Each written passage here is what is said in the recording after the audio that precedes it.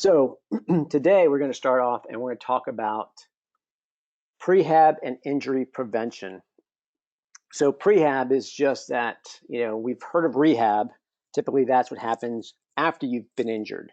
And a lot of these things that we're going to cover, you can do once you've become injured, but if we can do them beforehand, then we're not taking time off from our training schedule to recover from that, and it also allows us to potentially not even miss the race that we've been training for because we've taken and done a good job of taking care of ourselves and our body. So this is, like I said, these can all be done to if you have been injured, but if we do some of it beforehand, we'll be able to reduce the chances of injury.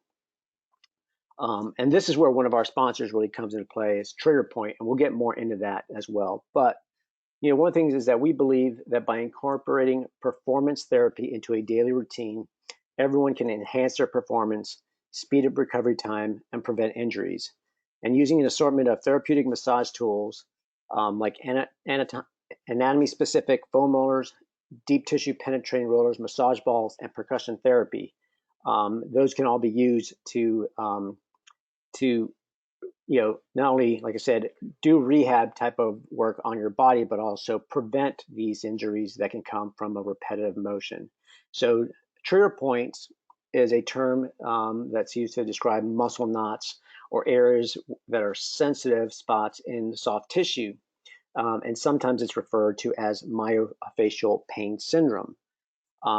So sounds very technical and very, clinical, but we're going to simplify a little bit. I'm going to try to give you a little bit of explanation of what is myofascial tissue.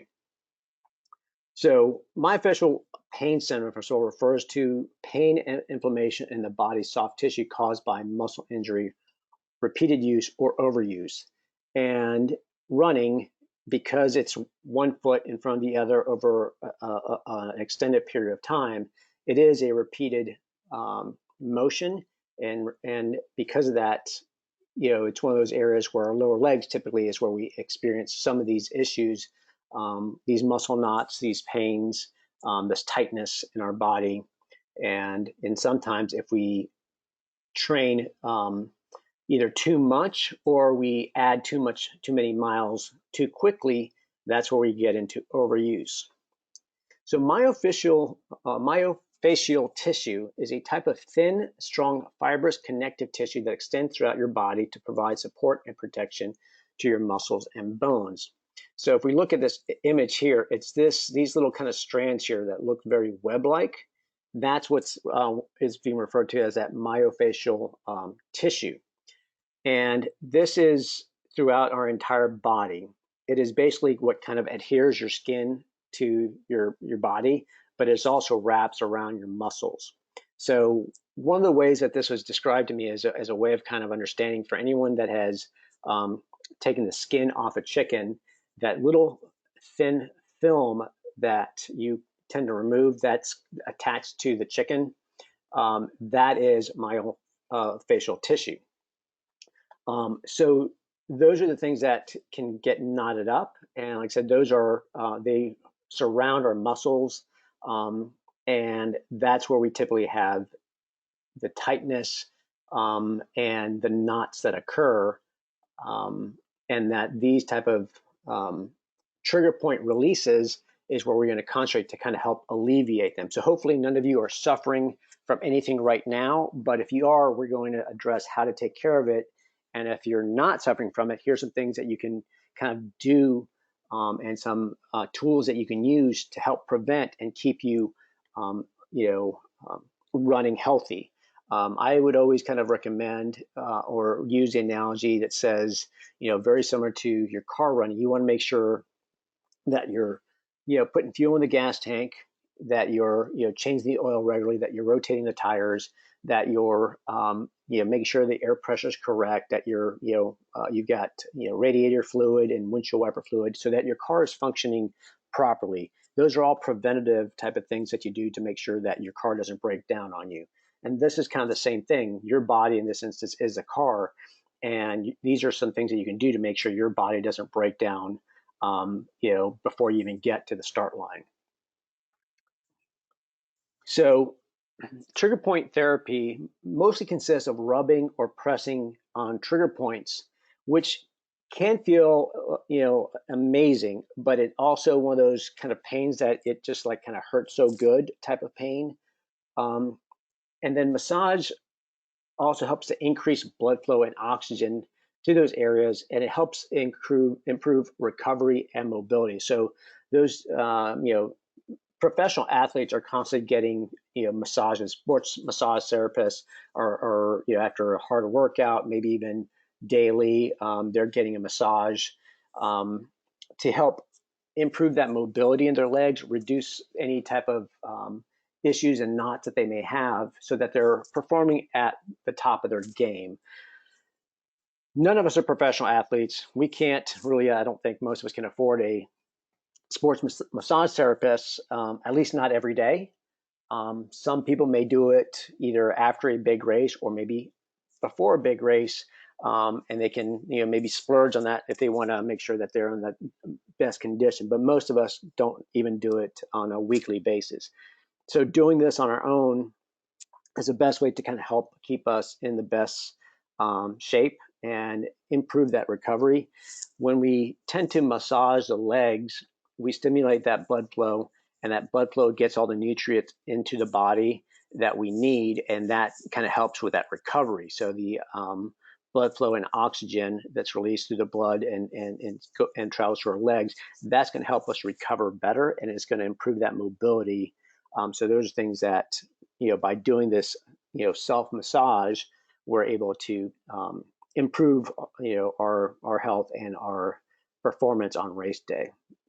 The other thing that a lot of people don't really focus on is proper hydration, because if you're dehydrated, your muscles use, the water in your body to function properly, your tendons as well. And this is where sometimes they get tight and you lose that mobility and things just don't function properly, is because your tendons become really tight. And I would say the best term I could use is brittle, even though that's not really an accurate term. But think of a rubber band that is kind of dried out. It'll snap. And that's kind of an extreme way of looking at it. But if it's a nice brand new rubber band, it stretches and returns to its original shape. That's kind of what you're trying to do by hydrating. So one of the guidelines that is used is that you want to take your body weight divided by 2, and that would equal the ounces per day. So in this example, if you weigh 150 pounds, you divide that by 2, that gets you 75. So that would be 75 ounces of water per day. And that may seem like a lot, but I think, if you're not used to drinking that amount of water right now, it's going to take some time, just like anything else, for you to kind of build up to it. I would say start keeping track of how much you're drinking. If you have a bottle of water, or you're drinking like, purchased bottle of waters, start counting how many you're drinking. Typically I can't remember the size of the bottles, but I think they're typically like 16 ounces. So think of what that would look like based on your weight in this guideline. How many of those bottles of water should you be drinking? And then gradually over time start increasing it until you meet this guideline. If you're drinking water while you're out on the run, that doesn't necessarily count to this guideline. That's in addition to whatever your overall daily water intake should be. And I would not count things like coffee or tea, which contain caffeine, or even sodas. I wouldn't count those as water. I would say either pure H2O water. I would say if you're drinking a sports drink throughout the day, that could count. But I would, at the same time, drink only sports type drinks if you're needing to replenish or rehydrate. It's not, they do contain calories, they do contain sugar.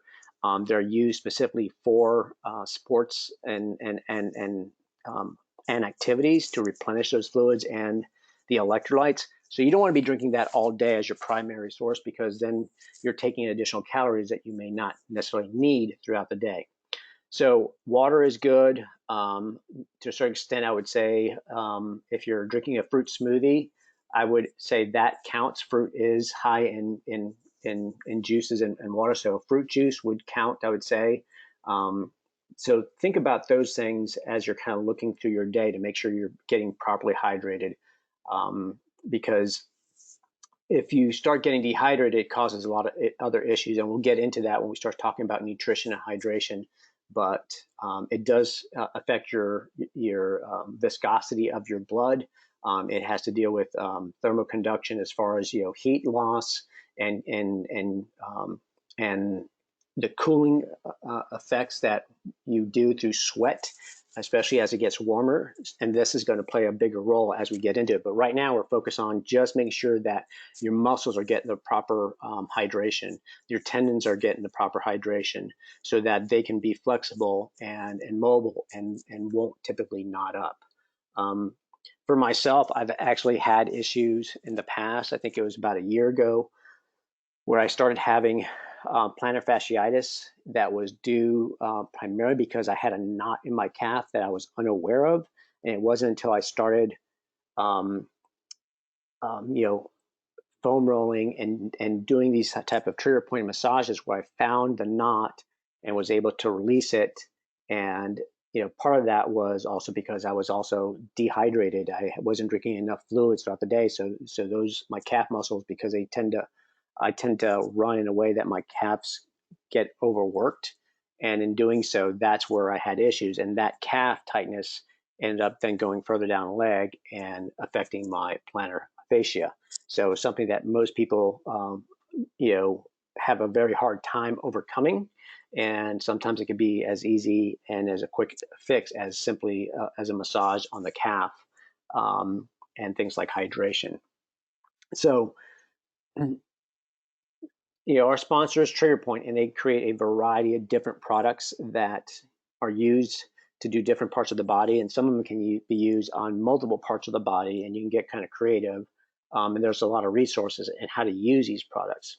Um, so, like I said, these are designed specifically to press on those trigger points and to help kind of release them. And it's done by rubbing and pressing. And typically, even when you're pressing, you're kind of holding that for 20 to 30 seconds to help kind of release that. And then the rubbing is typically in almost like a circular fashion around that area to help kind of loosen it up, but also loosen that fascia that is surrounding that muscle that may have gotten kind of tight. So, kind of like the number one tool that runners use is a foam roller. In this case, it's the grid foam roller. And, we've seen like true foam rollers, and those have kind of gone by the wayside because over time they tend to compress, and they lose their shape.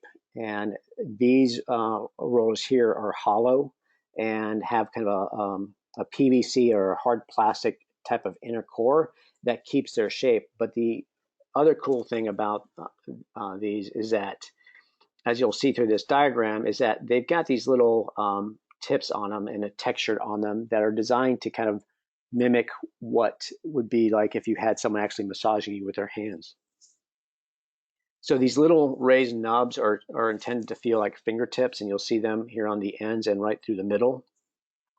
And then you've got these long tubular areas, which are designed to be like fingers, and the flat areas are here that's supposed to feel like the palm of someone's hand.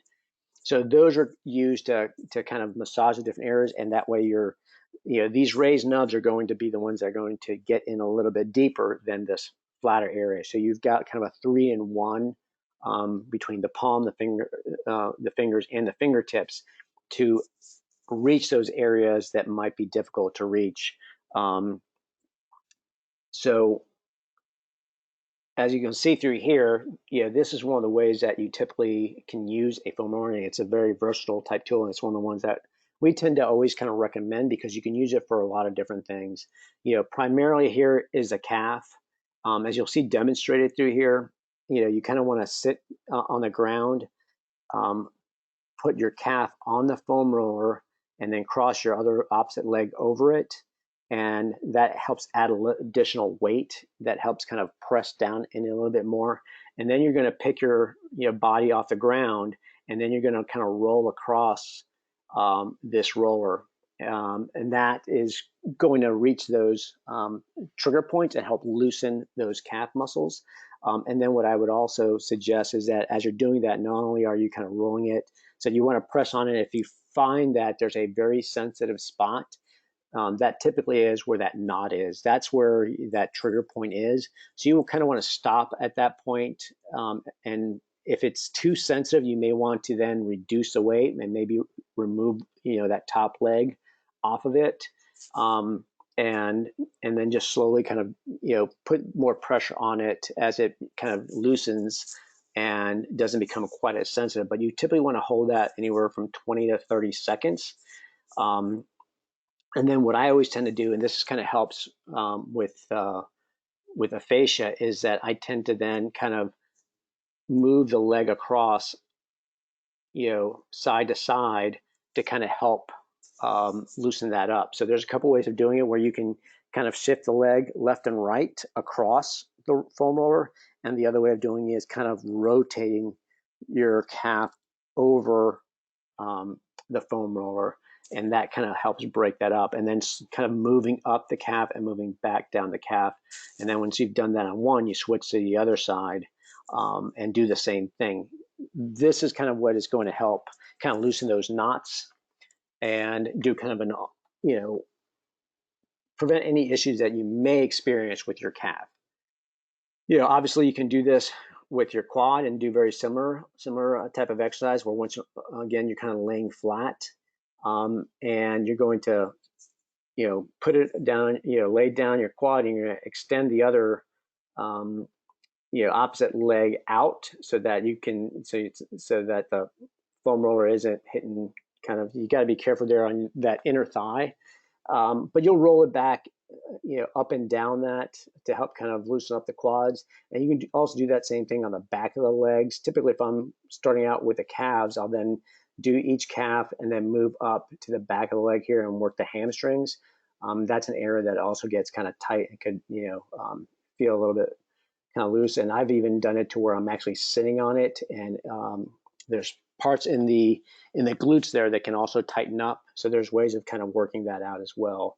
For upper body, there's ways of using it for, rolling out your back and even your upper body as far as your lats.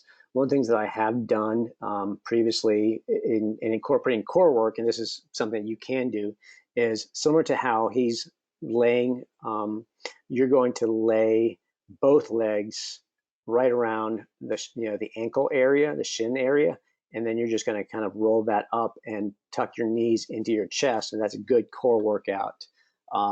But you can look that up on videos. There's plenty of those available through Trigger Point website and YouTube channel, which I will show you at the end of this as well. So next we're going to move on to what they call the NANO foot roller, and this is very specific just to the feet, to massaging the arch primarily. It's one of those things, especially if you suffer from plantar fasciitis, those nubs through here are going to kind of really kind of pinpoint underneath that arch and the bottom of your foot. It's a great way of kind of massaging your foot.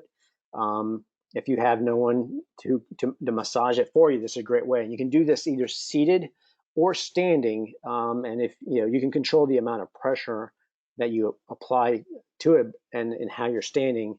If it's too sensitive, you can sit, reduce some of the pressure and your body weight. If it's not enough, you can always stand on top of it and roll it, and just be careful to maintain your balance. These wheels here are like rollerblade wheels, so they are, if carpeting, they're not going to be too bad, but on hardwood they'll roll very quickly. So you want to make sure you're at least holding on to something, or you have your other foot firmly planted on the ground, because you don't want to slip if this slides out from under you. The next is the grid STK, or the grid stick. This is one that's really good. It's kind of has the same thing, and it's very similar to the foam roller. This is one of those things where you could, if you could either interchange this between the foam roller or the grid. stick because it has very similar the fingertips through here that can get kind of deep. There's some areas here where it's kind of pointy, and you can use these areas to really kind of push into areas that are kind of sensitive and get a deeper, you know, dig deeper into that muscle, into those knots if you really kind of want to massage it out. But once again, you can use this on the calves. You can use it on the hamstrings, the glutes. One of the things that I find a little bit difficult in this compared to the foam roller is that it requires you to press down on it. And sometimes it's very difficult to do when you're trying to do the back of your calf, where you may need to kind of pull up on it. Same thing on the back of your leg. It's a lot easier if you're doing it right on top of your quads. So this might be something that you may require someone else to do it for you, where they can truly, kind of use it and put their weight into it if you're kind of laying down, and they can roll the back of your calf and the back of your, leg and the hamstrings. Like I said, it may be one of those things where it could be too much pressure and be a little too sensitive. But if someone can ease the pressure on it and they're good about it, then it's a great way of kind of working out those muscles and those kinks. The next one here is another stick. It's called the STK Contour, and this is a little bit more flexible. I look at all these, and these all look like torture devices, and you may actually consider this the first time you use it as a torture device, but it's guaranteed to help you out. So this curves a little bit and kind of massages more of a greater area than the stick or even the foam roller does, just because of the size of it. Because of this has a greater contact surface, because it curves, it can do very similar things, just do it in a different way. And the same thing with these here. If I was using this, I would go up and down the leg and then move across the leg to kind of help break up any of those knots and fascia. And what you want to do is, you don't want to roll quickly. You want to do this kind of slow and control, and do it inch by inch. So you're going to slowly move forward an inch, move back an inch, and then you're going to move down 2 inches, and then you're going to move 1 inch, and then another inch, and then 2 inches down, and just continue to do that slowly down the leg until you reach a certain spot that maybe, like I said, is going to be sensitive. And at that point, you're going to try to stop in that area and then roll it until you start feeling it kind of release. Or if it gets too sensitive, then back off. But once again, roll it and then maybe move across side to side to help kind of break it up a little bit. And even if you find that it's an area that you can reach, using your own fingers to kind of dig into it a little bit, because sometimes these tools are going to be kind of broad, and you need something that's going to really try kind of pinpoint. So sometimes using your own fingers to kind of get in there can actually help access some of these. Next, we've got this, which is the MB5 massage ball, and they've got different massage balls as well, but this is a 5-inch massage ball, and it's got all these different densities of foam through here. But because this here, if you were to, as I'll show here, to do the calves again, because it has a smaller contact point than the foam roller, it's going to get in a little bit deeper. And if you were to go to a smaller ball, it would get even a smaller contact point and get even deeper than these would. But it's another way of kind of really digging in and finding those trigger points if the foam roller is too broad and wide to where it can't access it. Getting one of these other tools can actually help release it. But like I said, the option is you can always do it yourself. Once you've kind of located where that sensitive spot is, use your own fingers to kind of massage it. And like I said, you may want to kind of press down on it and then maybe rub around it to kind of help loosen that up and help release it. So this is another tool that's really good to use. The next one is called the ACUCURVE cane, and this looks kind of weird. Like I said, these start looking more and more like torture devices. But you've got this area here, which is kind of a little bit more pointy, and it's also a little bit firmer, and these tend to be, a little bit softer in the orange. So those can be used, once again, in a variety of ways, once again, to lower and upper body. Typically, here in the foot, the harder area, the black piece can be put underneath the foot there to kind of help reduce any type of muscles that you may have that are too tight by focusing. Because it is a pointier, it's going to get in a little bit deeper, and you can work that on underneath your arch. And once again, these other areas, because they're smaller, they're going to have a smaller contact point, so they can get deeper into the calf. And you would use them very similar, just kind of, you would use the flat part against the calf, almost like you would a foam roller, to kind of find the area that's sensitive. And then once you find that, then you use the orange balls to kind of put pressure on that, and then use that to rub around it and help loosen it up and just like, putting that pressure on it for about 20-30 seconds, releasing it, and then rubbing around that area, and should help release it. Now, this isn't, sometimes it's as easy as doing it once. You're like, wow, that was amazing, and now it's releasing, and I feel a difference. And other time, it's going to take a little bit more work to do this, and it may require doing it several days or even weeks, depending on how tight and how bad those muscles are. When I had my issue with my plantar fasciitis, I felt an immediate relief, but it still took probably about 2 weeks of foam rolling and massaging before I was at 100%. But I almost immediately, once I felt that trigger point, almost the next day, I could feel like I could walk again first thing in the morning, like the pain had been reduced significantly. So those are things that you're going to have to kind of do. And like I said, for me, in my instance, it's one of the things that I wasn't foam rolling on a regular basis. I wasn't hydrating properly, and it just caught up to me. And had I been doing all those things prior, I never would have experienced, the issues with plantar fasciitis. So the cool thing about the ACUCURVE is that it does have this kind of unique curve to where it allows you to get in spots that if you don't have anyone else to kind of work your back, then you can do this yourselves. There's times where I myself have felt kind of a knot right back behind the shoulder blade, and I've had to find a spot like the corner of a wall to kind of rub up against and kind of massage it, kind of knead out that knot. And having something like this makes it a little bit easier. Same thing here in the spine. They're using the balls here kind of on opposite sides, in places where the balls are on on the outside of the spine, allowing you to kind of work those muscles in the back. So it's kind of a unique tool, and one of the things that I'd say, depending on what you need, some of these address kind of the same areas.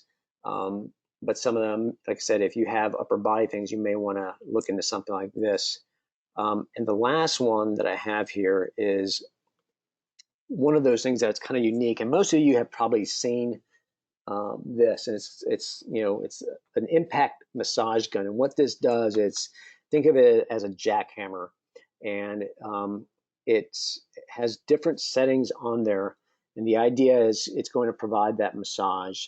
It's going to help improve that blood flow, like I said, by massaging those muscles, and will allow you to kind of, once again, by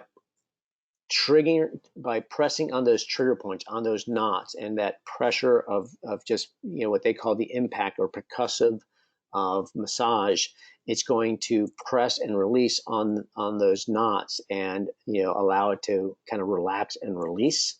So these are things that are kind of new, I'd say, over the last couple of years, and you probably have seen them at maybe even gyms or doctors' offices, physical therapists, even TV ads or Facebook ads, because they're everywhere. But they can be used. Like I said, what I like about these products is that you can pretty much use them by yourself, or you can have someone else do it for you. They are kind of pricey. Most of these products, I think the least expensive of these products probably goes for about, I think maybe about $20–$30. This one here, the impact massage gun, goes for $200. It is probably one of the least expensive impact massage guns out on the market right now. Most of them I've seen for probably twice as much, going for about $400, anywhere from $350 to $400 and up. So at $200, it's definitely the least expensive, but it's one of those that I would say, I wouldn't necessarily recommend this as your, go out and get this first. I think this is one of those things where you start out with a foam roller, see how that works, and depending on your needs, you may graduate to an impact massage gun. And I'll be honest, I was a bit skeptical about this, and it was earlier this year where I finally broke down and got one, because I'd used a foam roller, I've used a variety of different items, but the problem with some of this is that, like as I mentioned previously, you have to, if you're using a stick, you've got to use your upper body to kind of get the right amount of pressure on it. Sometimes it's just not enough. If you're using a foam roller, sometimes just putting the weight on that calf and picking your body up and rolling it over, that can get kind of tiresome, because now you're doing a lot of work with your upper body to keep that body raised. So your shoulders and everything can get a bit fatigued before you actually get that knot out. So using an impact massage gun, I feel like it really focuses in on that area, and the results can be felt, I would say, pretty immediate, in the sense of maybe that knot doesn't get out, but as you work the legs, you do feel like your legs feel lighter and more relaxed. So I used them recently. I used it before a half marathon that I did in January. I ended up using it in the days leading up to my race, and I used it the morning of the race as a way of kind of making sure that my legs were loose and nothing was tight, and kind of doing that prehab, leading up to the race. And then post race, I ended up doing the same thing, used it up and down my legs, used it in the glutes, used it back in the hips. And in doing so, I was able to recover faster. So this is one of those things where it's like, I can't really afford to go to a sports massage therapist on a regular basis. And it's something that many people say, well, you got to do that. If you're running all the time, you should take care of yourself. Or maybe you don't feel comfortable going and getting a massage because it's just one of those things, like you just don't feel comfortable. So using an impact massage gun kind of is a great investment at $200 versus multiple. I can't remember what a massage costs, but you're probably thinking it's probably over $60, maybe $100 per visit or more, depending on where you're going, and the time that you're getting a massage. It ends up being a pretty good investment over the long term of your health. So it's one of the things that I would say, I wouldn't say go out and get one right now, but over time, if you're going to be running for a while and you start, and you feel like there's some aches and pains in some areas where you don't feel like these other tools are working, this might be something that you might want to look into. Now, the great thing about all these tools is that typically at any store, we have these items for you to try out in store. One of the things that we have done now, if you saw our announcement, is that our stores are open. We are practicing social distancing. We are wiping everything down. We are wearing face masks. These items are available, and I think it may depend on the store. But one of the stores I was at in Midtown did have them out available. So if you do try them out, we'll make sure that we wipe them down in between use.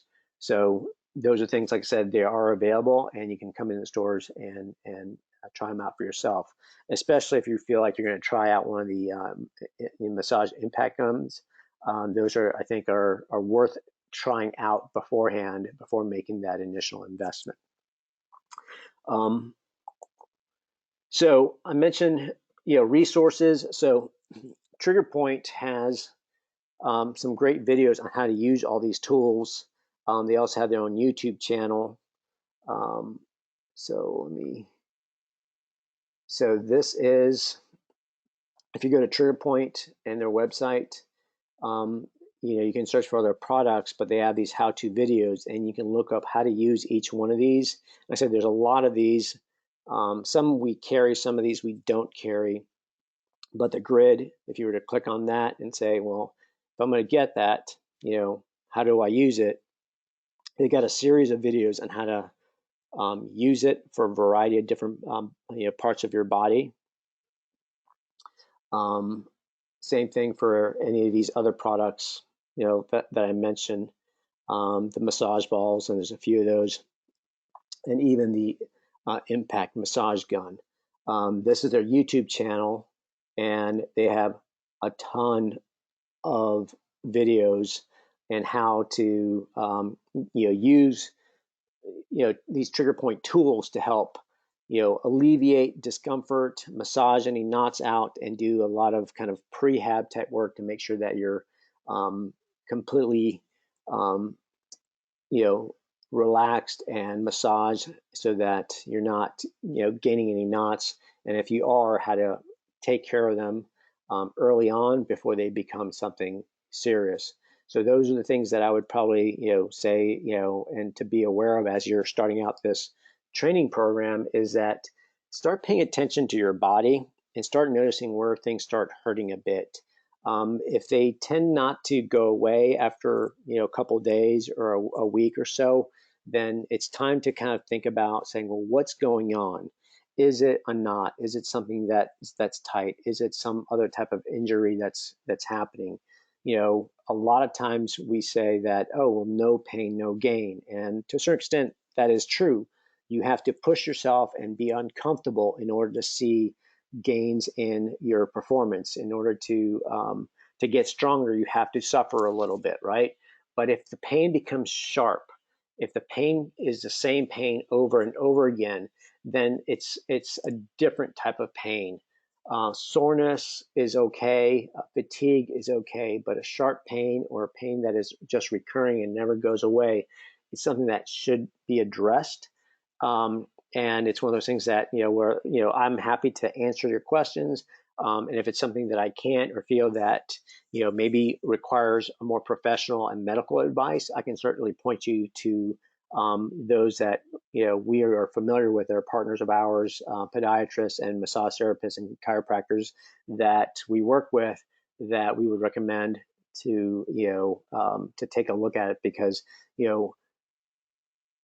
you want to make sure that you address any issues that you're currently having early on, because if you don't, it's going to get worse over time, and it's going to aggravate it, and it could lead to a more serious injury. So pay attention as you're starting out as to what feels sore, what's a sharp pain, what is a recurring pain. Don't just run through it, and don't just throw more mileage at it. Um, it can get worse, and it can get really, really bad. So please be aware of that. Reach out to me if you have any questions. So this is it for this part of it. Like I said, this is kind of a prehab and injury prevention. But if you do find yourself where you're have some aches and pains, this right here can actually help, and these tools can actually help work some of those issues out. So I'll open up to questions if you have them, whether it's about this particular presentation or anything about the training program.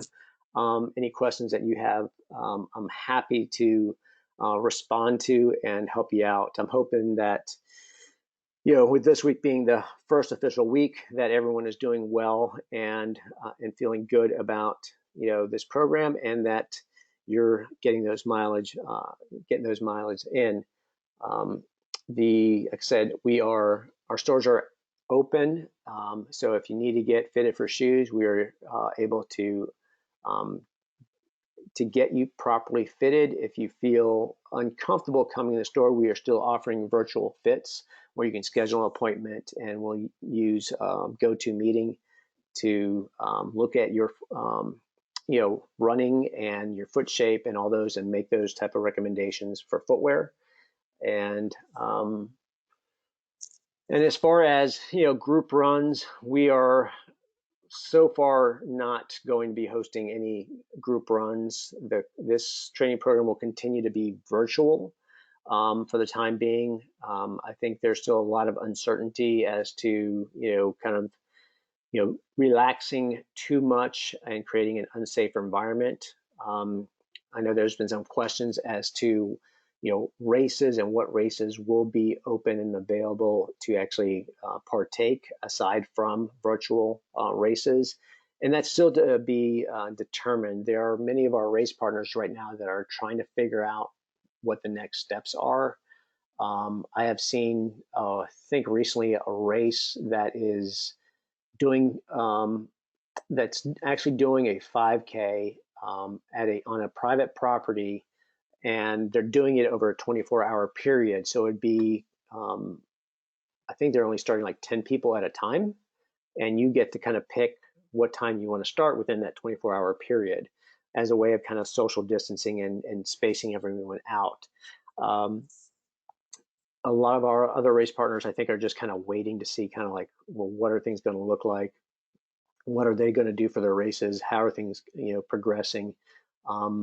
Some of the races right now have either been canceled, postponed, and some of the ones that are coming up, I think in late May and June, they're going to probably make a call 2 weeks before the race as to, how they're going to progress.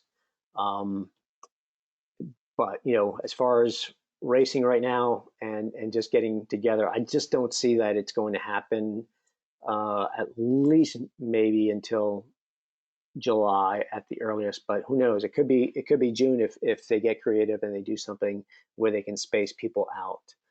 It'll just be hard to do a large race where you have 800 to 1,000 people like we've had in the past in some of these larger races. Smaller races that maybe have 100 people, that might be something that can be accomplished over a couple of hours if they were to spread everyone out and do it in wave starts.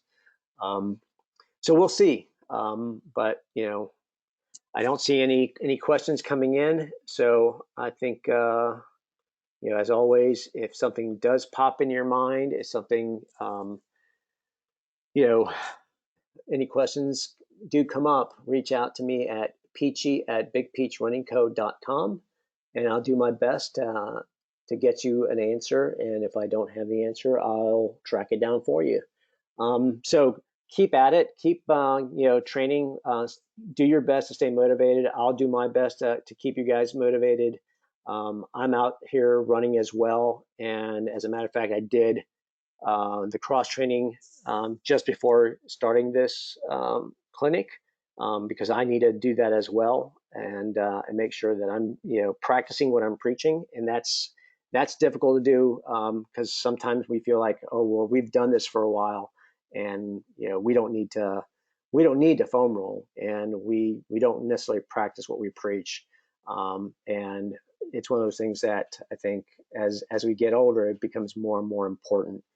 And I'm certainly much older than I was 10 years ago when I started, and I could probably get away with not foam rolling as often and not doing these cross training workouts. So once again, thank you guys for tuning in and joining us. I'll keep sending emails out every Sunday morning, and like I said, this will be posted up on YouTube here in the next couple of days, and every video is archived, and the next cross training video will also be posted by this weekend, and there'll be a link to that in the email on Sunday. So keep at it, and let's keep working together on this, and look forward to one day seeing you all and crossing a finish line together. Appreciate it. Thanks, everyone.